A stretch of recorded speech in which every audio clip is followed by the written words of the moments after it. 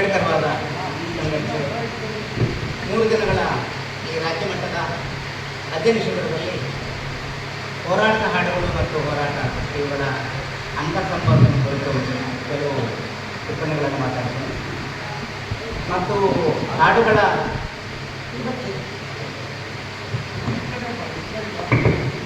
ಹಾಡುಗಳಿಗೆ ನನ್ನ ಗುರುಗಳಾಗಿದ್ದು ಜನ್ನಿಯವರು ಮತ್ತು ಇದ್ದಾರೆ. ಆ್ಯಕ್ಚುಲಿ ಅವರಿಗೆ ನಾಡಿನಲ್ಲಿ ಗುರುಗಳಂತ ಅವರಿಗೆ ಗೊತ್ತಿಲ್ಲ ಹಾಡಬೇಕು ಅಂತ ಹೇಳಿ. ಅಣ್ಣಗೆ 2024ರಲ್ಲಿ ರಾಜ್ಯೋತ್ಸವ ಪ್ರಶಸ್ತಿ ಬಂದಿತ್ತು. ಬಟ್ ನಿಖಿಲನ ಕೋಲಾರದಲ್ಲಿ ನನಗೊಂದು ಸನ್ಮಾನ ಮಾಡ್ತಾರ, ನೀನು ಬಂದು ದಲಿತ ಕಲಾ ಮಂಡಳಿ ಮತ್ತು ಕ್ರಿಕೆಟ್ ಮಾತಾಡಬೇಕು ಅಂತ ಹೇಳಿ. ಭಾಳ ದೂರ ಆಗುತ್ತೆ ನಾನು ಬರೋಕ್ಕಾಗಲ್ಲ ಅಂತಂದರೆ ನೋಡಪ್ಪ ಹೇಳಿದ್ದೀನಿ, ನೀನು ಇಷ್ಟು ರೂಪಾಯಿ ಕಾಟ ಇದ್ದಿರಂದಿಲ್ಲ. ಆಮೇಲೆ ಹೋಗ್ಬಿಟ್ಟು ನಾನು ಸ್ವಲ್ಪ ತಮಿಳು ಬಾರಿಸಿದೆ 1 ಗಂಟೆ ಮೇಲೆ. ಕಿಚ್ಚಳ್ಳಿಯವರ ಹಾಡಿನ ಪ್ರಭಾವ not only Kolar, Bengaluru and Mysuru, Bidar, ಲಿಂಗಸೂರವರೆಗೂ ಹೇಗೆ ಪ್ರಭಾವ ಆಯಿತು ಅಷ್ಟು ಜನರ ಹೆಸರನ್ನು ಹೇಳಿದರು ಭಾಷಣದಲ್ಲಿ. ಅಣ್ಣ ನನಗಿಷ್ಟ ಹೊರಬಂದು ಹೇಳ್ತಾನೆ, ನನ್ನ ಹಾಡನ್ನು ಇಷ್ಟೇ ಇನ್ಸ್ಪೈರ್ ಆಗಿದ್ದಾರ ನನಗೆ ಗೊತ್ತಿಲ್ಲ. ಮತ್ತು ಅಲ್ಲಿ ಮರ್ತೇ ಬಿಟ್ಟಣ್ಣ. ಮತ್ತು ನಾನು ಭಾಳ ದೊಡ್ಡ ಸಾಧನೆ ಮಾಡಿದ್ದೀನಿ ಅಂತ ಹೆಮ್ಮೆ ಪಟ್ಟಿಲ್ಲ. ಇದು ದಲಿತ ಚಳುವಳಿಗೆ ಏನಾಯ್ತು ಸರ್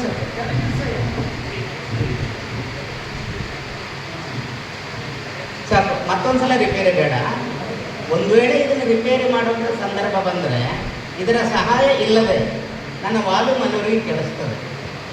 ಅಂಥ ವಾಲ್ಯೂಮನ್ನು DSS ನನಗೆ ಕೊಟ್ಟಿದೆ. ಸೊ ನಾನು ಏನು ಹೇಳ್ತೀನಿ ಅಂತಂದರೆ, ಕಿಚ್ಚಳ್ಳಿ ಅವರಿಗಾಗಲಿ ಜನ್ನಿಯವರಿಗಾಗಲಿ ಅವರ ಹಾಡಿನ ಪ್ರಭಾವ ಎಷ್ಟು ಜನರ ಮೇಲಾಗಿದೆ ಮತ್ತು ನಾಡಿನಾದ್ಯಂತ ಎಷ್ಟು ಜನ ಮೇನ್ ಸಿಂಗರ್ ಆಗಿದ್ದಾರೆ, ಎಷ್ಟು ಜನ ಕೋರಸ್ ಕೊಟ್ಟಿದ್ದಾರೆ ಅಂತ ಅವರೆಂದು ಲೆಕ್ಕ ಹಾಕಿದವರಲ್ಲ. ಮತ್ತು ನನ್ನ ಶಿಷ್ಯ ಬಳಗ ಇದೆ ಅಂತ ಭಾವಿಸಿದವರಲ್ಲ. ಅವರ ವಿದ್ವತ್ತು, ಅವರ ಕಲೆಗಾರಿಕೆ, ಅವರ ಕಮಿಟ್ಮೆಂಟ್ ಇಡೀ ದಲಿತ ಚಳುವಳಿಗೆ ಸಮರ್ಪಣೆ ಆಗಿದೆ. ಮತ್ತು ಮಾವಳಿ ಶಂಕರಣ್ಣವರು ನನ್ನ ಎದುರುಗಡೆಗಿದ್ದಾರೆ ಮತ್ತು ನಾಡಿನಾದ್ಯಂತ ಬೇರೆ ಬೇರೆ ರಾಜ್ಯದ ಪದಾಧಿಕಾರಿಗಳು ಕೂಡ ಈ ಸೆಷನ್ನಲ್ಲಿ ಇದ್ದಾರೆ. ಅವರೆಲ್ಲರ ಎದುರಿಗೆ ನಾನು ಹೋರಾಟ ಮತ್ತು ಹೋರಾಟದ ಹಾಡುಗಳ ಬಗ್ಗೆ ಕೆಲವು ವಿಚಾರಗಳನ್ನು ಮಾತಾಡ್ತೀನಿ.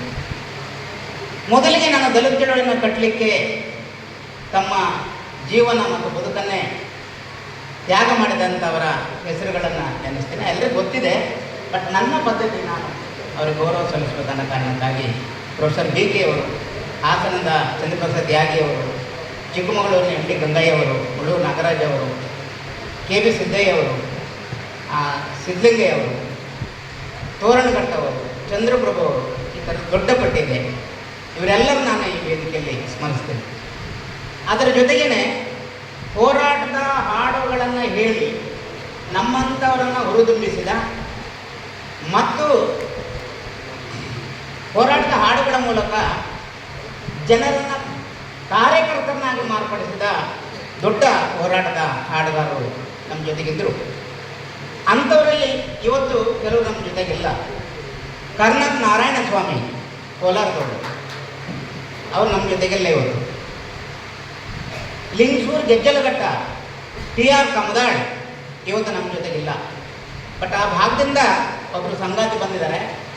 ಅವರು ನಿನ್ನೆ ನನ್ನ ಭೇಟಿ ಮಾಡಿ ಹೇಳಿದರು, 97ನೇ ಇಸವಿಯಲ್ಲಿ ಲಿಂಗಸೂರಿನ ಗುರುಗುಂಟ ಅಮರೇಶ್ವರದಲ್ಲಿ ಇದೇ TR ಕಮದಾಳ್ ಅವರು 3 ದಿವಸ ಒಂದು ಸ್ಟಡಿ ಕ್ಯಾಂಪನ್ನು ಮಾಡಿದರು. ನಾನು ಅಲ್ಲಿ ಭಾಗವಹಿಸಿದ್ದೆ. ಇನ್ನು ರಾಜ್ಯ ಮಟ್ಟದಲ್ಲಿ ಹೆಸರು ಮಾಡದಲ್ಲೇ ಇರತಕ್ಕಂಥ ಜಿಲ್ಲಾ ಮಟ್ಟದ ಹಂತದಲ್ಲಿ ಬೇರೆ ಬೇರೆ ಜಿಲ್ಲೆಯಲ್ಲಿ P ವೇಲಾಯುಧನಿದ್ದಾರೆ, ಕಂಪಾಲಿ ತಿಪ್ಪೇಸ್ವಾಮಿ ಚಳ್ಳಕೆರೆಯವರಿದ್ದಾರೆ, ಅಂಬಣ್ಣ ಹಟ್ಟಿಯವರಿದ್ದಾರೆ, ರಾಯಚೂರಿನ ಹಟ್ಟಿ, ಬೇರೆ ಬೇರೆ ಭಾಗದಲ್ಲಿ ನೂರಾರು ಜನ ಹಾಡುಗಾರರನ್ನು ದಲಿತ ಚಳುವಳಿ ಸೃಷ್ಟಿ ಮಾಡಿದೆ. ಮತ್ತು ಯಾಕೆ ಇವತ್ತು ಹಾಡುಗಳ ಬಗ್ಗೆ ಒಂದು ಸೆಷನ್ ಇಟ್ಕೊಂಡಿದ್ದಾರೆ, ಯಾಕೆ ಹಾಡುಗಳು ಚಳುವಳಿಗೆ ಮುಖ್ಯ ಅಂತಂದರೆ, ಇತ್ತೀಚಿನ ದಿನಗಳಲ್ಲಿ ಯಾಕೋ ಹಾಡುಗಳು ಸ್ವಲ್ಪ ಹಿಂದಕ್ಕೆ ಹೋಗ್ತದವೆ, ಅಥವಾ ಬದಿಗೆ ಹೋಗ್ತದವೆ, ಅಥವಾ ಅಂಚಿಗೆ ಹೋಗ್ತದವೆ.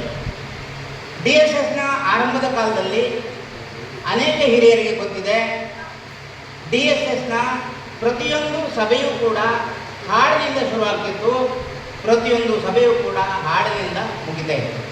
ಹಾಡು ಇಲ್ಲದೆ ಸಭೆ ಆರಂಭ ಆಗ್ತಿರಲಿಲ್ಲ, ಸಭೆ ಮುಗಿತಾ ಇರಲಿಲ್ಲ. ಅದು ರಾಜ್ಯ ಸಮಿತಿ ಸಭೆ ಇರ್ಬೋದು, ಜಿಲ್ಲಾ ಸಮಿತಿ ಸಭೆ ಇರ್ಬೋದು, ಅಥವಾ ತಾಲೂಕು ಹೋಬಳಿ ಮಟ್ಟದ ಸಮಿತಿ ಸಭೆಗಳಿರ್ಬೋದು, ಅವೆಲ್ಲವೂ ಕೂಡ ಹಾಡುಗಳ ಮೂಲಕನೇ ಆರಂಭ ಆಗ್ತಿದ್ವು. ಇತ್ತೀಚಿನ ದಿನಗಳಲ್ಲಿ ಹೋರಾಟಗಳು ನಡೀತಾ ಇಲ್ಲ ಅಂತಲ್ಲ, ನಡೀತಾ ಇದ್ದಾವೆ. ಆದರೆ ಆರಂಭದ ಕಾಲದಲ್ಲಿ ಹೋರಾಟದ ಹಾಡುಗಳಿಗೆ ಯಾವ ಬಗೆಯ ಒಂದು ಆಯ್ಕೆ ಮತ್ತು ಆ ಒಂದು ಸೋಷಿಯಲ್ ಫೋರ್ಸ್, ಒಂದು ಕಲ್ಚರಲ್ ಫೋರ್ಸ್ ಅಂತ ನಾವು ಭಾವಿಸಿದ್ವೋ, ಆ ಬಗೆಯ ಒಂದು ಅಂತರ್ ಸಂಬಂಧ ಇವತ್ತು ಸಡಿಲಗೊಂಡಿದೆ. ಮತ್ತು ಅನೇಕ ವೇದಿಕೆಗಳಲ್ಲಿ ಹೋರಾಟದ ಹಾಡುಗಳನ್ನೇ ಹಾಡ್ತಾರೆ. ಆದರೆ ಅವು ಹೋರಾಟದ ಹಾಡುಗಳು ಅಲ್ಲ, ಅವು ಸುಗಮ ಸಂಗೀತ ಅಥವಾ ಒಂದು ರೀತಿ ಮನರಂಜನೆಯ ಸರಕುಗಳು ಆಗಿರೋದನ್ನು ನಾವು ಕಾಣ್ತೇವೆ. ಯಾಕೆ ಹೀಗೆ ಅಂತ ಕೇಳಿದ್ರೆ, ಹೋರಾಟದ ಹಾಡುಗಳನ್ನು ಹೋರಾಟದ ಒಳಗಡೆ ಹಾಡಬೇಕು. ಹೋರಾಟದ ಹಾಡುಗಳನ್ನು ಹೋರಾಟದ ಕಾವಿನಿಂದ, ಹೋರಾಟದ ಒಂದು ಕಂಡೀಷನಿಂದ ಹೊರಗೆ ತೆಗೆದ್ರೆ ಅದೇನಾಗುತ್ತೆ ಅಂತಂದರೆ ಮನರಂಜನೆ ಗೀತೆ ಆಗ್ತವೆ ಅಥವಾ ಸುಗಮ ಸಂಗೀತ ಆಗ್ತವೆ. ನಾನು ಭಾಗವಹಿಸಿದ ಅನೇಕ ಸಭೆಗಳಲ್ಲಿ, ಅಂದರೆ ಇಂಡೋರ್ ಸಭೆಗಳಲ್ಲಿ ಹೋರಾಟದ ಹಾಡುಗಳನ್ನು ಆಲಿಸಿದರೆ ನಿಜವಾಗ್ಲೂ ಒಂದು ಕಾಲದಲ್ಲಿ ಗೆನ್ನೆಯವರು ಹಾಡಿದ ಹಾಡಿದು, ಒಂದು ಕಾಲದಲ್ಲಿ ಪಿಚ್ಚಳ್ಳಿಯವರು ಹಾಡಿದ ಹಾಡ ಇದು. ನಮ್ಮಂಥವ್ರನ್ನ ಬಡಿದೆಬ್ಬಿಸಿ ಹಾಸ್ಟೆಲ್ಗಳಲ್ಲಿ, ಇನ್ನು ಬೇರೆ ಬೇರೆ ಸಂದರ್ಭದಲ್ಲಿ ಸಾಮಾನ್ಯ ಜನತೆಯನ್ನು ಎಚ್ಚರಗೊಳಿಸಿ ಕಾರ್ಯಕರ್ತನಾಗಿ ಮಾರ್ಪಡಿಸಿದ ಹಾಡುಗಳು ಇವೇನಾ ಅಂತ ನಮಗೆ ಮುಜುಗರನ್ನು ಉಂಟು ಮಾಡುವ ರೀತಿಯಲ್ಲಿ ಇವತ್ತು ಮನರಂಜನೆ ಗೀತೆಗಳನ್ನಾಗಿ ಮಾರ್ಪಡಿಸಲಾಗಿದೆ. ಇದು ಅತ್ಯಂತ ವಿಷಾದದ ಸಂಗತಿ ಅಂತ ನಾನು ಭಾವಿಸ್ತೇನೆ. ಹೋರಾಟದ ಹಾಡುಗಳು ಮನರಂಜನೆ ಹಾಡುಗಳಲ್ಲವು, ಸಂತೋಷಕ್ಕಾಗಿ ಹಾಡುವ ಹಾಡುಗಳಲ್ಲ, ಅಥವಾ ಜೋಗುಳದ ಪದಗಳು ಕೂಡ ಅಲ್ಲ. ಆದರೆ ಜೋಗುಳದ ಮಟ್ಟು, ಜೋಗುಳದ ದಾಟಿ, ಜೋಗುಳದ ಲಯ ನಮ್ಮ ಹೋರಾಟದ ಹಾಡುಗಳಲ್ಲಿ ಇಲ್ಲ ಅಂತ ಅಲ್ಲ. ಎಷ್ಟು ಲಯಗಳನ್ನು, ಎಷ್ಟು ಮಟ್ಟುಗಳನ್ನು, ಎಷ್ಟು ನಾದಗಳನ್ನು ಹೋರಾಟದ ಹಾಡುಗಳು ಒಳಗೊಂಡಿದ್ದವು ಅಂತಂದರೆ, ನಾನು ಜೋಗುಳದ ಹಾಡು ಅಲ್ಲ ಅಂತ ಹೇಳಿದೆ. ಆದರೆ ಜೋಗುಳದ ಮಟ್ಟು, ಜೋಗುಳದ ದಾಟಿನ ತಗೊಂಡು ಕೂಡ ನಮ್ಮ ಕವಿಗಳು, ನಮ್ಮ ಹಾಡುಗಾರರು ಹಾಡನ್ನು ಕಟ್ಟಿದ್ದಾರೆ. ಏನಂತ? ಜನತಾ ಸರ್ಕಾರ ಎಂದು ಜನಮನ ಮೆಚ್ಚಿ ಕಾಂಗ್ರೆಸ್ಗೆ ಬಿಡುವಂತ ಮತಗಳು ತಪ್ಪಿ ಯವ್ವ ಆರಿಸಿ ಕಳಿಸ್ಯಾರ ಮುದ್ದಾಡಪ್ಪಿ ಜೋ. ಇದು ಜೋಗುಳದ ದಾಟಿ. ಹೋರಾಟದ ಹಾಡುಗಳು ಸೋಬಾನದ ಹಾಡುಗಳಲ್ಲ, ಆದರೆ ಸೋಬಾನದ ದಾಟಿಯನ್ನು ಕಸಿ ಮಾಡಿ ಕಟ್ಟಿರ್ತಕ್ಕಂಥ ಹಾಡುಗಳು ಕೂಡ ಇದ್ದಾವೆ. ಎಲ್ಲಿದ್ದಾವೆ?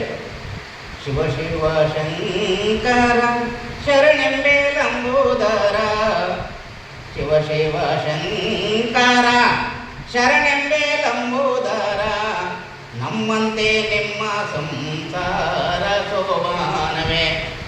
ಅಣ್ಣ, ಅಕ್ಕ, ನಿಮ್ಮಂತೆ ನಮ್ಮ ಸಂಸಾರ ಅಲ್ಲಪ್ಪ, ನಮ್ಮಂತೆ ನಿಮ್ಮ ಸಂಸಾರ. ನಮಗೆ ಗಂಡ ಹೆಂಡತಿರಿದ್ದಾರೆ, ಅದಕ್ಕಾಗಿ ನಿಮಗೆ ಗಂಡ ಹೆಂಡತಿಯರು. ನಮಗೆ ಬೇರೆ ಬೇರೆ ಸಂಪರ್ಕಗಳಿದ್ದಾವೆ, ಅದಕ್ಕಾಗಿ ನಿಮಗೂ ಬೇರೆ ಬೇರೆ ಸಂಪರ್ಕಗಳು. ನಮಗೂ ಮಕ್ಕಳಾಗಿರ್ತವೆ, ಅದಕ್ಕಾಗಿ ನಿಮಗೂ ಮಕ್ಕಳು. ಶಿವ ಶಿವ ಶಂಕರ ಶರಣೆಂಬೆ ಲಂಬೋದರ, ನಮ್ಮಂತೆ ನಿಮ್ಮ ಸಂಸಾರ ಶೋಭನವೇ. ನಮ್ಮಂತೆ ನಿಮ್ಮ ಸಂಸಾರ ಮಾದೇವ, ನಮ್ಮಂತೆ ನಿಮ್ಮ ಅವತಾರ ಶೋಭನವೇ. ಮನುಷ್ಯರದ ಅವತಾರ ಇದೆ ಅಲ್ರಿ ದೇವರಿಗೆ. ದೇವರು ಅಂದ್ರೆ ದೇವರೇ ಇಲ್ಲ, ಮನುಷ್ಯರದೇ ಇರೋದು. ಅದೇ ಮುಸುಡಿ, ಅದೇ ಮೂಗು, ಅದೇ ಕಿವಿ, ಅದೇ ಬಾಯಿ, ಅದೇ ಹಲ್ಲು, ಎಲ್ಲ ಅವೇ. ಅಂದರೆ ನಿಮ್ಮಂತೆ ನಮ್ಮ ಅವತಾರ ಅಲ್ಲ, ನಮ್ಮಂತೆ ನಿಮ್ಮ ಅವತಾರ. ಇದು ಸೋಪಾನದ ದಾಟಿಯಲ್ಲಿ ಕ್ರಾಂತಿ ಗೀತೆಗಳನ್ನ ಕಟ್ಟಿದ ಬಹಳ ದೊಡ್ಡ ಪರಂಪರೆ ನಮ್ಮದು. ಯಾವುದನ್ನು ಬಿಟ್ಟಿಲ್ಲ ನಾವು. ಮತ್ತು ಹಾಡುಗಳನ್ನು ಕೇವಲ ಸಂಗೀತ, ಕೇವಲ ಸಂತೋಷ ಕೊಡೋದು ಅಂತ ಹಂಗಲ್ಲ. ಹಾಡುಗಳ ಮೂಲಕ ವಿಚಾರ, ಹಾಡುಗಳ ಮೂಲಕ ಸಾಮಾಜಿಕ ತಿಳುವಳಿಕೆ, ಹಾಡುಗಳ ಮೂಲಕ ಸಾಮಾಜಿಕ ಜಾಗೃತಿ. ಅವಾಗ ಮಾತ್ರ ಅವು ಹಾಡಾಗ್ತವೆ. ಅವಾಗ ಹಾಡು ಕಟ್ಟಿದವರು ಕಲಾವಿದರಾಗ್ತಾರೆ, ಹಾಡು ಹಾಡಿದವರೊಂದು ಸೋಷಿಯಲ್ ಫೋರ್ಸ್ ಆಗ್ತೀವಿ. ಇಲ್ಲಂತಂದರೆ ಅವು ಭಜನೆ ಮೇಳಗಳಾಗ್ತವೆ, ಸುಗಮ ಸಂಗೀತಗಳಾಗ್ತವೆ. ದಯವಿಟ್ಟು ಅದನ್ನು ಮಾಡೋದು ಬೇಡ ಅಂತ ನಾನು ಕೇಳ್ತೇನೆ. ನಾನು ಯಾಕೆ ಮಧ್ಯಾಹ್ನ ಮೇಲೆ ಮಾತಾಡ್ತಾನೆ ಅಂತ ಹೇಳಿದೆ ಅಂತಂದರೆ ನಾನು ಹಾಡಿನ ಜೊತೆಗೆ ಇನ್ನೇನೋ ಸ್ವಲ್ಪ ಮಿಕ್ಸ್ ಮಾಡಿ ಮಾತಾಡ್ಬೇಕಂತಿದೆ. ಯಾಕಂದರೆ ಒಂದಕ್ಕೊಂದು ಮಿಕ್ಸ್ ಮಾಡೋ ಕಾಲ ಇದೆ. ಕೆಲವರು ಯಾವ್ಯಾವುದಕ್ಕೆ ಮಿಕ್ಸ್ ಮಾಡ್ತಾರಲ್ಲ ಆ ರೀತಿ ಸ್ವಲ್ಪ ಮಿಕ್ಸ್ ಮಾಡಬೇಕಾಗ್ತದೆ. ಇಲ್ಲ ಪ್ಲೇನಾಗಿ ಕೊಡಕ್ಕೆ ಬರಲ್ಲ. 1947 ಆಗಸ್ಟ್ 15 ಅಂತಂದರೆ ಸ್ವಾತಂತ್ರ್ಯ ಬಂತು. ಅಧಿಕಾರ ಹಸ್ತಾಂತರ ಮಾಡಿದ್ರು ಬ್ರಿಟಿಷರು ಭಾರತೀಯರಿಗೆ, ಬಿಳಿಯರಿಂದ ಕಪ್ಪು ಜನರಿಗೆ ಅಧಿಕಾರ ಹಸ್ತಾಂತರ ಆಯಿತು. ಅದೇ 1949 ಇಸ್ವಿ ನವೆಂಬರ್ 26ನೇ ತಾರೀಕು ಭಾರತ ಸಂವಿಧಾನವನ್ನು ಪಾರ್ಲಿಮೆಂಟಲ್ಲಿ ಸಬ್ಮಿಷನ್ ಮಾಡಿ ಡಾಕ್ಟರ್ ಬಾಬಾ ಸಾಹೇಬರು ಅತ್ಯಂತ ಮಹತ್ವದ ಒಂದು ಭಾಷಣ ಮಾಡಿದ್ದಾರೆ. ಅದು ಯೂಟ್ಯೂಬಲ್ಲಿದೆ, ಯಾರಾದರೂ ಚೆಕ್ ಮಾಡಬಹುದು. 1949 ನವೆಂಬರ್ 26ನೇ ತಾರೀಕು ಸಂವಿಧಾನ ಸಮರ್ಪಣಾ ದಿನ ಅಂತ ಈಗ ರಾಜ್ಯ ಸರ್ಕಾರಗಳು ಮತ್ತು ಕೇಂದ್ರ ಸರ್ಕಾರಗಳು ಘೋಷಣೆ ಮಾಡಿದ್ದಾರೆ. ಅದನ್ನು ಸಂವಿಧಾನ ಸಮರ್ಪಣಾ ದಿನ ಅಂತ ಆಚರಣೆ ಮಾಡ್ತಾ ಇದ್ದಾರೆ. ಏನು ಹೇಳಿದರು ಬಾಬಾ ಸಾಹೇಬ್ರು ಅವತ್ತು? ಮುಂಬರುವ 1950ನೇ ಇಸ್ವಿ ಜನವರಿ 26ರಂದು ಭಾರತವು ಒಂದು ವೈರುಧ್ಯಾತ್ಮಕ ದಿನಕ್ಕೆ ಕಾಲಿಡುತ್ತಿದೆ. ಒಬ್ಬರಿಗೆ ಒಂದು ಓಟು, ಒಂದು ಓಟಿಗೆ ಒಂದು ಬೆಲೆ ಎಂಬುದು ರಾಜಕೀಯದಲ್ಲಿ ಸಮಾನತೆ. ಇದನ್ನು ಅರ್ಥ ಮಾಡ್ಕೋಬೇಕು. ಅಂಬಾನಿ ಇನ್ಯಾರದೆಲ್ಲ ಕೋಟ್ಯಾಧೀಶರು ಅವರಿಗೂ ಒಂದೇ ಓಟು, ಅವ್ರ ಮನೆಯಲ್ಲಿ ನೆಲವರ್ಷರಿಗೂ ಒಂದೇ ಓಟು. ಈ ಓಟಿನಿಂದ ಆರ್ಥಿಕ ಸಮಾನತೆ ಇದನ್ನು ಹೇಳಬಹುದೇ? ಸಾಧ್ಯ ಇಲ್ಲ ಅಂತ ಬಾಬಾ ಸಾಹೇಬರು ಹೇಳಿದರು. ಯಾವಾಗ? ಇಂಡಿಯನ್ ಕಾನ್ಸ್ಟಿಟ್ಯೂಷನ್ನ ಕಾನೂನು ಗ್ರಂಥ ಅಂತ ಒಪ್ಪಿಕೊಳ್ಳುವ ಪೂರ್ವದಲ್ಲಿ 1949 ನವೆಂಬರ್ 26ನೇ ತಾರೀಕು ಬಾಬಾ ಸಾಹೇಬರು ಹೇಳ್ತಿದ್ದಾರೆ, ಒಬ್ಬರಿಗೆ ಒಂದು ಓಟು, ಒಂದು ಓಟಿಗೆ ಒಂದು ಬೆಲೆ ಎಂಬುದು ರಾಜಕೀಯದಲ್ಲಿ ಸಮಾನತೆ ಆಗಿರಬಹುದು. ಆದರೆ ಈ ಓಟಿನ ಮೂಲಕ ರಾಜಕೀಯ ಸಮಾನತೆ ಎಂದು ಪರಿಗಣಿಸುವ ಈ ಮಾನದಂಡವೇ ಸಮಾಜದಲ್ಲಿರ್ತಕ್ಕಂಥ ಆರ್ಥಿಕ ಸಾಮಾಜಿಕ ಅಸಮಾನತೆಯನ್ನು ಹೋಗಲಾಡಿಸದೇ ಇದ್ದರೆ ಈ ಸಾಮಾಜಿಕ ಆರ್ಥಿಕ ಅಸಮಾನತೆಯಿಂದ ನಲುಗಿ ಹೋಗಿರ್ತಕ್ಕಂಥ ಜನ ಈ ಸಂಸದೀಯ ಪ್ರಜಾಪ್ರಭುತ್ವವನ್ನು ಹುಟ್ಟಿ ಧ್ವಂಸ ಮಾಡ್ತಾರೆ ಅಂತ ಹೇಳ್ತಾರೆ ಬಾಬಾ ಸಾಹೇಬ್. ಅದು ಯೂಟ್ಯೂಬಲ್ಲಿದೆ, ನೋಡ್ಬೋದು. ಯಾಕೆ ನಿಮಗೆ ನಾನು ಮೆನ್ಷನ್ ಮಾಡ್ತೀನಿ ಅಂತ ಕೇಳಿದರೆ, ಯಾವ ಬಾಬಾ ಸಾಹೇಬರು ಆ ನುಡಿಗಳನ್ನು ಹೇಳಿದ್ರಲ್ಲ, ಅದು ಇಲ್ಲಿಗೆ ಅಧಿಕಾರ ಹಸ್ತಾಂತರ ಆಯಿತು, ಇಂಡಿಯನ್ ಕಾನ್ಸ್ಟಿಟ್ಯೂಷನ್ ಜಾರಿಗೆ ಬಂತು. ಆದರೆ ಬಾಬಾ ಸಾಹೇಬರು ಏನನ್ನ ಊಹೆ ಮಾಡಿದ್ರಲ್ಲ, ರಾಜಕೀಯ ಆರ್ಥಿಕ ಮತ್ತು ಸಾಮಾಜಿಕ ಅಸಮಾನತೆಯನ್ನು ಕಡಿಮೆ ಮಾಡದಲ್ಲೇ ಇದ್ದರೆ ಸಂಸದೀಯ ಪ್ರಜಾಪ್ರಭುತ್ವವನ್ನು ಕುಟ್ಟಿ ಪುಡಿ ಮಾಡ್ತಾರೆ ಅಂತ ಹೇಳಿದ್ರಲ್ಲ, ಅದರ ಪರಿಣಾಮದ ಒಂದು ಕಿಡಿಯೇ 60ರ ದಶಕದಲ್ಲಿ 70ರ ದಶಕದಲ್ಲಿ ದೇಶದಾದ್ಯಂತ ಬೇರೆ ಬೇರೆ ವಲಯದಲ್ಲಿ ಸುಧಾರಣಾವಾದಿ ಚಳವಳಿಗಳು, ಪ್ರಗತಿಪರ ಚಳವಳಿಗಳು, ಕ್ರಾಂತಿಕಾರಿ ಚಳವಳಿಗಳು ಹುಟ್ಟಿದುವು. ಇದು ಬಾಬಾ ಸಾಹೇಬರಿಗೆ ಮುಂದಾಲೋಚನೆಯಾಗಿ ಗೊತ್ತಿತ್ತು. ನಮಗೆ ಶಾಲಾ ಕಾಲೇಜಲ್ಲಿ ಪಾಠ ಹೇಳಿಕೊಟ್ಬಿಟ್ಟಿದ್ದಾರೆ. ಏನಂತಂದರೆ, ಪ್ರಜಾಪ್ರಭುತ್ವದ 3 ಅಂಗಭಾಗಗಳು ಯಾವುದು? ಶಾಸಕಾಂಗ, ಕಾರ್ಯಾಂಗ, ನ್ಯಾಯಾಂಗ. 4ನೇ ಅಂಗ ಯಾವುದು? ಪತ್ರಿಕರಂಗನ, ಮಾಧ್ಯಮ ರಂಗನ ಅಲ್ಲ ಅಂತ ನಾವು ಹೇಳ್ಬೇಕಾದ್ರೆ. ಅದು ಮಾತ್ರ ಅಲ್ಲ, ಪ್ರಜಾಪ್ರಭುತ್ವದ 3 ಅಂಗಗಳು ಶಾಸಕಾಂಗ, ಕಾರ್ಯಾಂಗ, ನ್ಯಾಯಾಂಗ ಅಂತ ಒಪ್ಕೊಳ್ಳೋಣ. ಆದರೆ ಈ ಶಾಸಕಾಂಗ, ಕಾರ್ಯಾಂಗ, ನ್ಯಾಯಾಂಗಗಳು ಏನನ್ನು ಮಾಡಬೇಕಾಗಿತ್ತೋ ಅದನ್ನು ಮಾಡದಲ್ಲಿದ್ದಾಗ ಸಾಮಾಜಿಕ ನ್ಯಾಯಕ್ಕಾಗಿ ಸಂಘಟಿತರಾಗಿ ಹೋರಾಟ ಮಾಡಿದ್ರಲ್ಲ, ಆ ಚಳುವಳಿಗಳು ಪ್ರಜಾಪ್ರಭುತ್ವದ 4ನೇ ಅಂಗ. ಈ ಅರಿವು ನಮ್ಮಲ್ಲಿ ಬಾರದೇ ಇದ್ರೆ ಚಳುವಳಿ ಬಗ್ಗೆ ನಮಗೆ ತಿಳುವಳಿಕೆ ಇಲ್ಲ ಅಂತ ಅರ್ಥ, ಚಳುವಳಿ ಬಗ್ಗೆ ನಮಗೆ ಬದ್ಧತೆ ಇಲ್ಲ ಅಂತ ಅರ್ಥ, ಚಳುವಳಿ ಬಗ್ಗೆ ನಮಗೆ ಗೌರವ ಇಲ್ಲ ಅಂತ ಅರ್ಥ. ಯಾಕಾಗಿ ಚಳುವಳಿಗಳು ಹುಟ್ಟಿದವು? ಇಂಡಿಯನ್ ಕಾನ್ಸ್ಟಿಟ್ಯೂಷನ್ ಜಾರಿ ಬಂತು, ಪವರ್ ಚೇಂಜ್ ಆಯಿತು, ಸ್ವಾತಂತ್ರ್ಯ ಬಂತು. ಅದರ ಚಳುವಳಿಗಳು ಯಾಕಪ್ಪ ಹುಟ್ಟಬೇಕು? ಹಂಗಾದ್ರೆ ಪ್ರಪಂಚದ ಅನೇಕ ದೇಶಗಳಲ್ಲಿ 2ನೇ ಪ್ರಪಂಚದ ಯುದ್ಧದ ನಂತರ ಅನೇಕ ದೇಶಗಳು ಸ್ವತಂತ್ರ ದೇಶಗಳು ಆದವು. ಅಲ್ಲಿ ಭಾರತದಲ್ಲಿ ಅಥವಾ ಕರ್ನಾಟಕದಲ್ಲಿ ಹುಟ್ಟಿದ್ವಲ್ಲ, ಆ ರೀತಿಯ ಚಳುವಳಿಗಳಲ್ಲಿ ಹುಟ್ಟಿಲ್ಲ ಅನ್ನೋ ಕ್ರಾಸ್ ಚೆಕ್ ಮಾಡೋಣ ನಾವು. ಭಾರತದಲ್ಲಿ, ಕರ್ನಾಟಕದಲ್ಲಿ ಚಳುವಳಿಗಳು ಯಾಕೆ ಹುಟ್ಟಿದವು ಅಂತ ಕೇಳಿದರೆ, ಇಲ್ಲಿ ಪ್ರಜಾಪ್ರಭುತ್ವದ ಮೌಲ್ಯಗಳನ್ನು, ಸಂವಿಧಾನದ ಆಶಯಗಳನ್ನು ಸಾಮಾಜಿಕವಾಗಿ ಅನುಷ್ಠಾನಕ್ಕೆ ತರಲಿಲ್ಲ. ಹಾಗೆ ತರದೇ ಇರುವ ಕಾರಣಕ್ಕಾಗಿ ಚಳುವಳಿಗಳು ಹುಟ್ಟುಕೊಂಡವು. ಸರ್ಕಾರ ಶಿಕ್ಷಣವನ್ನು ಕೊಟ್ಟಿದ್ದು ನಿಜ. ಸರ್ಕಾರ ಕೊಟ್ಟಂಥ ಶಿಕ್ಷಣದ ಮೂಲಕ ಹಳ್ಳಿಗಾಡಿನಲ್ಲಿ, ನಗರದಲ್ಲಿ ಕಾಫಿ ತೋಟಗಳಲ್ಲಿ, ಗದ್ದೆಗಳಲ್ಲಿ, ಗಿರಣಿಗಳಲ್ಲಿ, ಕಾರ್ಖಾನೆಗಳಲ್ಲಿ ಎಲ್ಲೆಲ್ಲಿ ಅನ್ಯಾಯ ನಡೀತಿದೆ, ಎಲ್ಲೆಲ್ಲಿ ದಬ್ಬಾಳಿಕೆ ಇದೆ ಅಂತ ಗೊತ್ತಾಯಿತು. ಅದಕ್ಕಾಗಿ ಪ್ರತಿರೋಧದ ಹೋರಾಟಗಳು ಹುಟ್ಟುಕೊಂಡು, ಹಂಗಿದ್ರೆ ಪ್ರಜಾಪ್ರಭುತ್ವದ ಆಶಯಗಳನ್ನು, ಸಂವಿಧಾನದ ಮೌಲ್ಯಗಳನ್ನು ಸಾಮಾಜೀಕರಣಗೊಳಿಸ್ರಿ ಅಂತ ಹೇಳ್ಬಿಟ್ಟು ಶಾಸಕಾಂಗ ಮಾಡಲಿಕ್ಕೆ ಆಗದಿರೋದನ್ನು, ಕಾರ್ಯಾಂಗ ಮಾಡಲಿಕ್ಕೆ ಆಗದಿರೋದನ್ನು ಯಾರು ಮಾಡುವಂಥ ಒಂದು ಹೊಣೆಗಾರಿಕೆಯನ್ನು, ಒಂದು ಜವಾಬ್ದಾರಿಯನ್ನು ಹೊತ್ಕೊಂಡು ಅಂತಂದರೆ ದಲಿತ ಚಳುವಳಿ ಮತ್ತು ಪ್ರಗತಿಪರ ಚಳುವಳಿ ಹೊತ್ಕೊಂಡ್ವಲ್ಲ, ಇದಕ್ಕಾಗಿ ನಾವು ಚಳುವಳಿಗೆ ಮಹತ್ವವನ್ನು ಕೊಡಬೇಕು. ಈ ದೃಷ್ಟಿಯಲ್ಲಿ ಚಳುವಳಿಯನ್ನು ಗಮನಿಸಲಿದ್ರೆ DSS ಎಲ್ಲವರೆಗೆ ಬಂದು ಹೋಗಿದೆ. ಇವತ್ತು ಇಡೀ ದಲಿತ ಸಂಘರ್ಷ ಸಮಿತಿಯನ್ನು ನೆಗೆಟಿವ್ ನೋಟದಲ್ಲಿ ನೋಡುವಂಥ ಒಂದು ದೃಷ್ಟಿಕೋನವನ್ನು ಕ್ರಿಯೇಟ್ ಮಾಡಿಬಿಟ್ಟಿದೆ. ನಮಗೆ ತೀರ್ಮಾನವನ್ನು ಕೊಟ್ಟು ಪತ್ರಿಕೆಯಲ್ಲಿ ಕೆಲವರು ಇದಕ್ಕೆ ವಿವರಣೆ ಕೊಡ್ರಿ ಅಂತ ಹೇಳ್ಬಿಟ್ಟು ಲೇಖನ ಕೇಳ್ತಾರೆ. ನನಗೆ ಮುಜುಗರ ಆಗುತ್ತೆ. ರವಿಕುಮಾರ್ ಬಾಗಿಯವರಿಗೆ ಇನ್ನೂ ಅನೇಕರಿಗೆ ಗೊತ್ತಿದೆ. ನನಗೊಂದ್ಸಲ ಪತ್ರಿಕೆಯವರು ಒಂದು ಶೀರ್ಷಿಕೆಯನ್ನು ಕೊಟ್ಟು ಇದಕ್ಕೆ ಲೇಖನ ಬರ್ಕೊಡ್ರಿ ಅಂತ ಕೇಳಿದ್ರು. ಏನು ಅವ್ರು ಕೊಟ್ಟ ಶೀರ್ಷಿಕೆ? ದಲಿತ ಚಳವಳಿ ದಿಕ್ಕು ತಪ್ಪಿದ್ದು ಎಲ್ಲಿ ಅಂತ. ಯಾವನು ಹೇಳಿದ್ರು ದಲಿತ ಚಳವಳಿ ದಿಕ್ಕು ತಪ್ಪಿದೆ ಅಂತ? ಯಾವನು ಹೇಳಿದ್ರು ದಲಿತ ಚಳವಳಿ ದಿಕ್ಕು ತಪ್ಪಿದೆ ಅಂತ? ದಿಕ್ಕು ತಪ್ಪಿರೋದು ಈ ವ್ಯವಸ್ಥೆ ದಿಕ್ಕು ತಪ್ಪಿದೆ ಅಂತ ಫಸ್ಟ್ ಹೇಳ್ರಿ. ದಲಿತ ಚಳವಳಿ ಯಾಕೆ ದಿಕ್ಕು ತಪ್ಪುತ್ತದೆ? ಈ ವ್ಯವಸ್ಥೆ ದಿಕ್ಕು ತಪ್ಪಿ ದಿಕ್ಕಾಪಾಲಾಗಿ ಅವಮಾನ, ಅತ್ಯಾಚಾರವನ್ನ, ಆ ವಿಷಯವನ್ನ ಇಟ್ಕೊಂಡ್ರೆ ಕಾರಣಕ್ಕೆ ದಲಿತ ಚಳವಳಿ ಹುಟ್ಟಿರೋದಲ್ವಾ? ಮತ್ತೆ ನೀವು ವ್ಯವಸ್ಥೆನ ಪ್ರಶ್ನೆ ಮಾಡ್ಬೇಕು, ದಲಿತ ಚಳವಳಿ ಪ್ರಶ್ನೆ ಮಾಡಬೇಕು. ನಮ್ಮ ಹತ್ರ ಕೇಳ್ತಾರೆ, ಸ್ವಾಮಿ ದಲಿತ ಚಳವಳಿ ದಿಕ್ಕು ತಪ್ಪಿದ್ದೆ ಯಾವ ಬರ್ಕೊಡ್ಬೇಕು? ನಾವು ಮಾವಳಿ ಶಂಕರಿಂಗ್ ತಪ್ಪು ಮಾಡಿದ್ರು, ಅದಕ್ಕೆ ದಲಿತ ಚಳವಳಿ ದಿಕ್ಕು ತಪ್ಪಿತು. ಬಿಚ್ಚಳವ್ರು ಹಿಂಗೆ ಮಾಡಿದ್ರು, ಅದಕ್ಕೆ ಚಳವಳಿ ಅಂದ್ರೆ ನಮ್ಮಂಥವ್ರಿಂದ ರೆಫರೆನ್ಸ್ ತಗೊಳ್ತಿದ್ದಾರೆ. ಇದು ಘೋರವಾದ ಬೆಳವಣಿಗೆ. ಅದಕ್ಕಾಗಿ ನಾನು ಹೇಳ್ತಿದ್ದೇನೆ, ದಲಿತ ಚಳುವಳಿಗೆ ಅದರದಾಗಿರ್ತಕ್ಕಂಥ ಒಂದು ಚಾರಿತ್ರಿಕ ಮಹತ್ವ ಇದೆ, ಅದಕ್ಕೊಂದು ರಾಜಕೀಯ ಜವಾಬ್ದಾರಿ ಇದೆ, ಅದಕ್ಕೊಂದು ಸಾಮಾಜಿಕ ಜವಾಬ್ದಾರಿ ಇದೆ. ಆ ಕಾರಣಕ್ಕಾಗಿ ನಾವು ದಲಿತ ಚಳುವಳಿಯ ಸಾಂಸ್ಕೃತಿಕ ಇತಿಹಾಸವನ್ನು ನೋಡಬೇಕಾಗುತ್ತೆ. ಸೊ ಎಲ್ಲೆಲ್ಲಿ ಪ್ರಜಾಪ್ರಭುತ್ವ ಮತ್ತು ಸಂವಿಧಾನದ ಅನುಷ್ಠಾನಗಳು ಗ್ಯಾಪ್ ಆದವೋ ಅಲ್ಲಿ ದಲಿತ ಚಳುವಳಿ ಹೆಗಲೆಣಿಯಾಗಿ ಇದು ನನ್ನ ಜವಾಬ್ದಾರಿ, ಇದನ್ನು ನನ್ನ ಹೊಣೆಗಾರಿಕೆ ಅಂತ ತಗೊಂಡಿದ್ದೆಲ್ಲ, ಇದು ಆಗಿನಿಂದ ಈಗಿನವರೆಗೆ ಅನೂಚಾನವಾಗಿ ನಡ್ಕೊಂಡು ಬಂದಿರತಕ್ಕಂಥ ಒಂದು ಸಂಗತಿ. ಹೋರಾಟಗಳು ಮತ್ತು ಹೋರಾಟದ ಹಾಡುಗಳಿಗೆ ಇರ್ತಕ್ಕಂಥ ಸಂಬಂಧ ಏನು? ಹೋರಾಟದ ಮೂಲಕನೇ ಹೋರಾಟದ ಹಾಡುಗಳು ಹುಟ್ಟಿದ್ದಾವೆ. ಆ ಹೋರಾಟದ ಹಾಡುಗಳಿಂದ ಹೋರಾಟಗಳು ಪ್ರಭಾವವನ್ನು ಪಡೆದಿದ್ದಾವೆ. ಆರಂಭದ ದಿನಗಳಲ್ಲಿ ಹೋರಾಟದ ಹಾಡುಗಳನ್ನು ನಾವು ಎಲ್ಲೆಲ್ಲಿ ಹೇಳ್ತಿದ್ವಿ ಅಂತಂದರೆ, ನಾನು ಹೇಳಿದೆ ಪ್ರತಿಯೊಂದು ಮೀಟಿಂಗಲ್ಲೇ ಅಂತ, ಕೇವಲ ಪ್ರತಿಯೊಂದು ಮೀಟಿಂಗಲ್ಲ, ಎಲ್ಲೆಲ್ಲ ಹೇಳಿದೆ ಹೋರಾಟದ ಹಾಡುಗಳನ್ನು.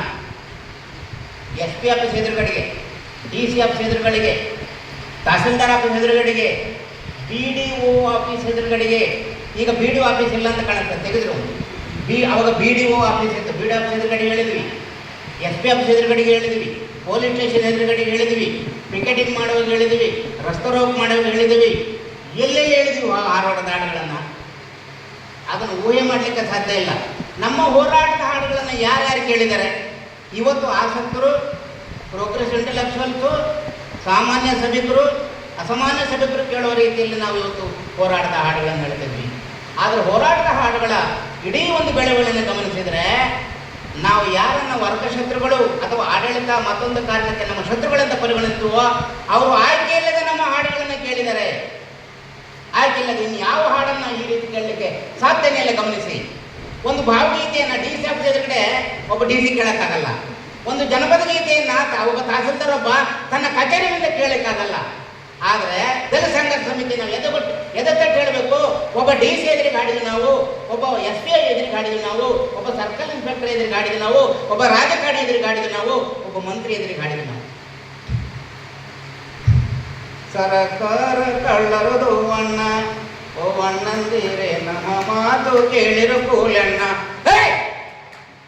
ಸರಕಾರ ಕಳ್ಳರದು ಅಣ್ಣ, ಓ ಅಣ್ಣಂದಿರೆ ನಮ್ಮ ಮಾತು ಕೇಳಿರು ಕೂಲಣ್ಣ. ಈ ಹಾಡನ್ನ ಮಂತ್ರಿಗಳಿದ್ರೆ ಹಾಡಿಲ್ವ? ನಾವು ಹಾಡಿದ್ವಲ್ಲ. ಚಂದ್ರಗುತ್ತಿಯ ಬೆತ್ತಲ ಸೇವೆ ದೇವದಾಸಿತನ ಬೇಡವೆಂದರೋ, ಜಾತ್ರೆ ನಡೆಯಲು ಅನುಮತಿ ಕೊಟ್ಟು ಕಾರಲ್ಲಿ ಕೂತು ಇಳಿದು ನೋಡಿದರು.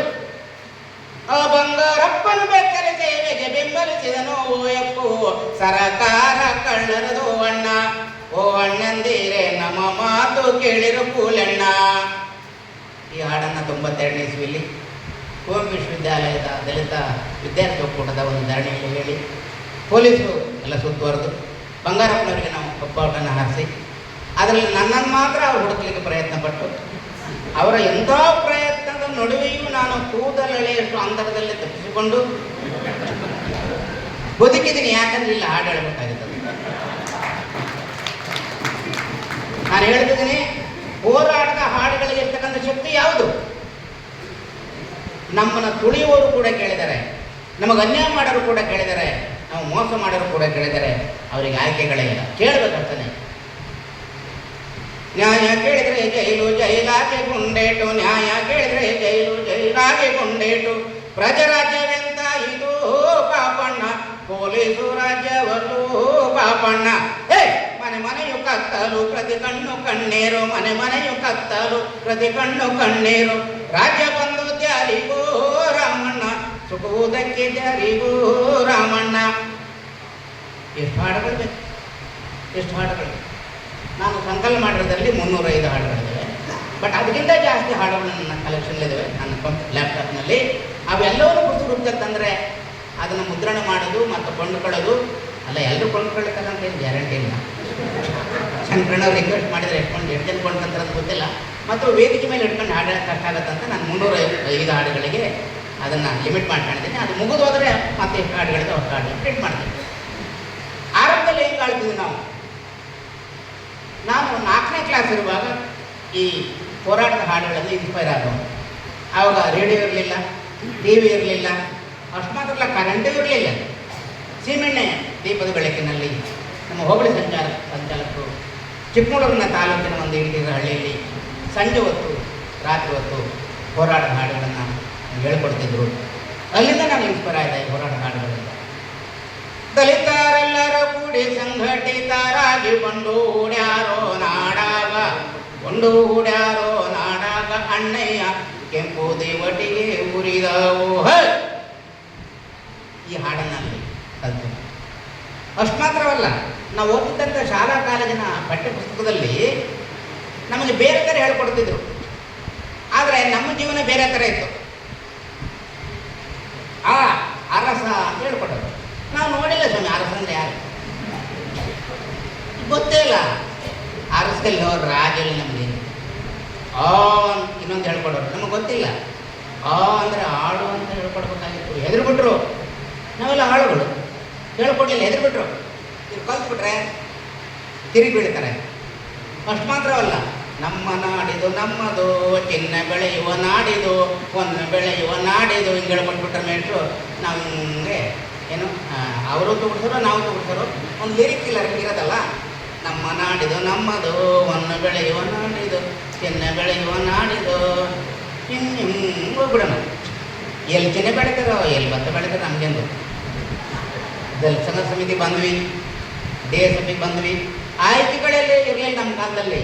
ನಮ್ಮ ಕಾಲದಲ್ಲಿ ನಾವು ಹೋಬಳಿ ಲೆವೆಲಲ್ಲೂ ಇನ್ಯಾವುದೋ ಇಂಟೀರಿಯರ್ ಪ್ರದೇಶದಲ್ಲಿ SSLC ಮುಗಿಸಿ PUCಗೆ ಜಿಲ್ಲಾ ಕೇಂದ್ರದಲ್ಲಿ ಅಡ್ಮಿಷನ್ ಆದ್ವಿ ಅಂದರೆ, ಕಾಲೇಜಿಗೆ ಮತ್ತು ಹಾಸ್ಟೆಲ್ಗೆ ಅಡ್ಮಿಷನ್ ಆದ್ವಿ ಅಂತಂದರೆ ಕೇವಲ 50% ಅಡ್ಮಿಷನ್. ಅದು ಓನ್ಲಿ 50% ಅಡ್ಮಿಷನ್. ರಿಮೈನಿಂಗ್ 50% ಅಡ್ಮಿಷನ್ ಯಾವುದು? ಅದೇ DSF. ಅದೇ DSF. ಬೇರೆ ಆಯ್ಕೆಗಳೇ ಇಲ್ಲ. ಆಗಲೇ ಸೇರಿದಂದ್ರೆ DSF ಅಥವಾ DSS. ಆ ಸಮಯದಲ್ಲಿ ಈ ನಮ್ಮ ನಾಡಿದು ನಮ್ಮದು, ಚಿನ್ನ ಬೆಳೆಯುವ ನಾಡಿದು, ಹೊನ್ನು ಬೆಳೆಯುವ ನಾಡಿದು, DSSನ ಹೋರಾಟದ ಹಾಡುಗಳು ಕೊಟ್ಟ ಕೊಂಡೋಟ ಇದೆಯಲ್ಲ, ಇದು ಜಗತ್ತಿನ ಯಾವ ಫಿಲಾಸಫಿಯೂ ಕೊಡಲ್ಲ ಅಂತ ಫಿಲಾಸಫಿಯನ್ನು ಅಂತ ಕೊಂಡೋಟವನ್ನು ನಮ್ಗೆ ಕೊಟ್ಟಿತ್ತು. ಯಾವುದಾದ್ರು ಕೊಲೆಸುಲಿಗೆ ನಾಡೊಳಗೆ ಅವಮಾನ ಅತ್ಯಾಚಾರ, ಕೊಲೆಸುಲಿಗೆ ನಾಡೊಳಗೆ ಅವಮಾನ ಅತ್ಯಾಚಾರ, ನಾಡಲ್ಲವೋ ಇದು ವಿಷದ ಸಮುದ್ರ, ವಿಷದ ಸಮುದ್ರವ ಕಡೆಯುತ್ತ ಬಂದೆವು ನಾವು, ಅಮೃತ ಕಾಣದೆ ಕತ್ತಲಾಗಿ ನಿಂತೇವಲ್ಲೂ. ಒಂದು ಬೆಳೆಯುವ ನಾಡಿದ್ದು, ಚಿನ್ನ ಬೆಳೆಯುವ ನಾಡಿದ್ದು, ಐ ಡೋಂಟ್ ನೋ ಎಲ್ಲಿದೆ ಗೊತ್ತಿಲ್ಲ. ಕೊಲೆಸುಲಿಗೆ ನಾಡೊಳಗೆ ಅವಮಾನ ಅತ್ಯಾಚಾರ, ಇದು ಮಾತ್ರ ರಿಯಾಲಿಟಿ. ಹಳ್ಳಿಗಳಲ್ಲಿ ಇದೇ ರಿಯಾಲಿಟಿ.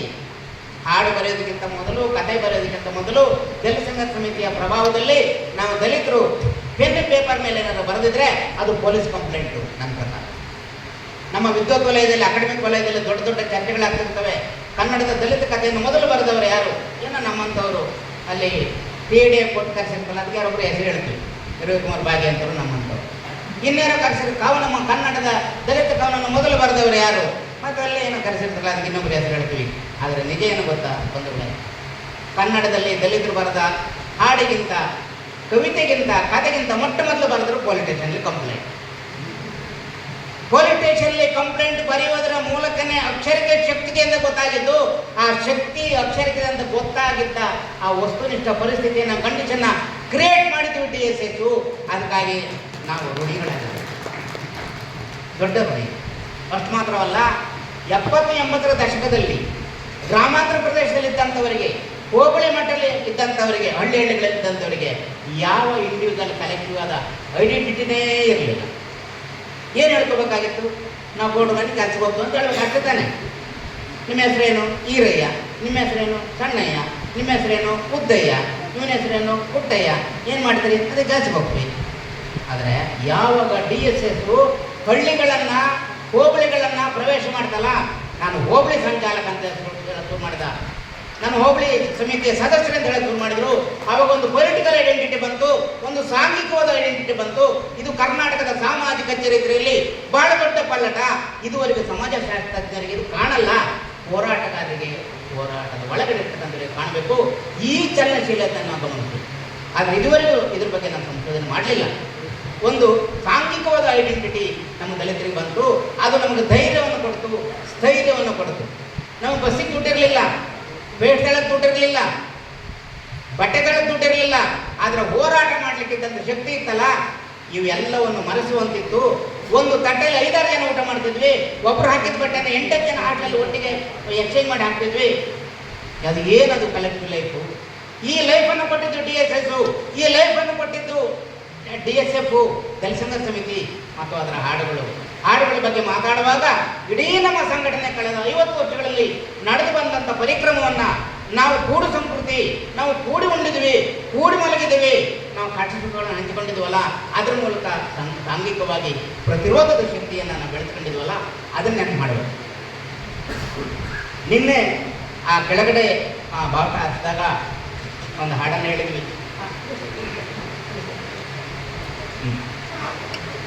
ಏನು ಹೇಳ್ತೀವಿ? ಬರುತ್ತೇವು ನಾವು, ಬರುತ್ತೇವು, ಬರುತ್ತೇವು ನಾವು, ಬರುತ್ತೇವು, ಯುಗ ಯುಗಗಳಿಂದ ನೀವು ತುಳಿದ ಜನಗಳ ಕೊರಳದನಿಗಳು ನಾವು. ಅಸಮಾನತೆಯನ್ನು ಸುಟ್ಟು ಬಿಡಲು ಮುಗಿಲೆದ್ದ ಬೆಂಕಿಯ ಜ್ವಾಲೆಗಳು, ಮುಗಿಲೆದ್ದ ಬೆಂಕಿಯ ಜ್ವಾಲೆಗಳು. ಇತ್ತೀಚೆಗೆ ಯಾಕೆ ಹೋರಾಟದಲ್ಲಿ ಇಲ್ಲಂದ್ರೆ ಅದು ಇವನು ಸ್ವಲ್ಪ ಮೆಲ್ಲಕ್ಕಾಗ್ಬಿಡ್ತದೆ. ಮುಗಿಲೆದ್ದ ಬೆಂಕಿಯ ಜ್ವಾಲೆಗಳು, ಮುಗಿಲೆದ್ದ ಬೆಂಕಿಯ ಜ್ವಾಲೆ, ಹಂಗಲ್ಲ, ಮುಗಿಲೆದ್ದ ಬೆಂಕಿಯ ಜ್ವಾಲೆ ಹಿಂಗೆ ಹೇಳ್ಬೇಕು.